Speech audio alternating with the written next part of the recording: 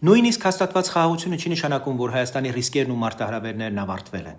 Խաղաղության պայմանագիրը ընդամենը թուղթ է, եթե դրա հետևում չկա ուժեղ պետություն, ուժ, տնտեսություն, դաշնակիցների լայն ցանց, դիմադրողունակ ինստիտուտներ եւ անհրաժեշտ պատրաստվածություն։ Ադրբեջանը հենց այս տրամաբանությամբ էլ շարժվում է, իր պետությունը պահում է մշտապես պատրաստ ցանկացած սցենարի։ 2026 թվականին պաշտպանության համար նախատեսել է մոտ 5.1 միլիարդ դոլար։ Շարունակում է Թուրքիայի հետ զորավարժությունները, համալրվում է թուրքական, իսրայելական, պակիստանյան զինատեսակներով, պահում է էներգետիկ լծակները եւ դիվանագիտության մեջ միշտ թողնում է ճնշման գործիքներ։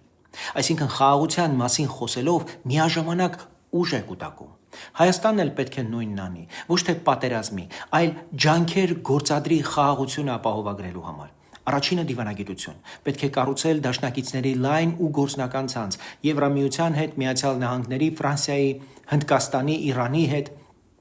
եւ վերջ դնել որևէ մեկից կախվածությանը։ Երկրորդ պաշտպանություն։ Արագ արդիականացում, պատրաստ պահեստազոր, անօդաչու եւ հակադրոնային համակարգեր, սահմանների ինժեներական ամրացում, քաղաքացիական պաշտպանություն, որպեսզի որևէ սադրանք չվերածվի աղետի։ Երրորդ տնտեսություն։ Արտադրություն, տեխնոլոգիա, ենթակառուցվածք, աշխատատեղ ու բարձր աշխատավարձ, որտեղ թույլ տնտեսությամբ ուժեղ բանակ պարզապես չի լինում։ Եվ չորրորդը պետության ներքին կյանքը, օրենքի գերակայություն, կարգապահություն, կոռուպցիայի նկատմամբ զրո հանդուրժողականություն, ուժեղ դատարաններ եւ արդյունավետ պետական ինստիտուտներ, որպեսզի երկիրը ներսից լինի ամուր եւ պաշտպանված։